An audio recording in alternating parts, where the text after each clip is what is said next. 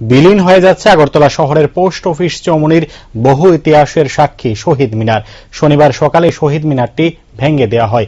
Agartala smart city প্রকল্পে শহরকে সুন্দর করার লক্ষ্যে বহু ইতিহাসের সাক্ষী শহীদ মিনারটিকে এখান থেকে সরিয়ে নিয়ে যাওয়া হচ্ছে লিচু বাগানস্থিত অ্যালবার্ট এক্কা পার্কে। ইতিমধ্যেই সেখানে নতুন করে শহীদ মিনার তৈরি করা হয়েছে।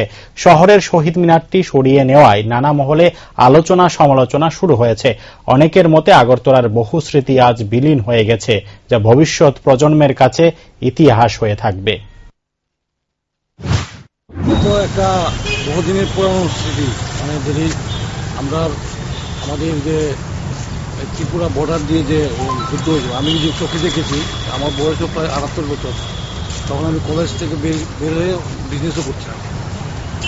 বহু বিজড়িত ট্যাঙ্ক এবং কামান এগুলো আগেই নিয়ে গেছে। এখন এই বেদিটা ভেঙে নিয়ে গেছে, আমি তো দেখে আসছি, আপনি দেখে একটু এগুলো আমার এটা স্মৃতিবিজড়িত চত্বরে ভেঙে কাউকে না জানিয়ে, এটা তো ঠিক না। এটা সবাইকে জানিয়ে করলে ভালো ভালো শুনেছি, এটা সবাই ময়দানের কাছে নিয়েছে। তো এটা বহুদিনের পুরনো স্মৃতি।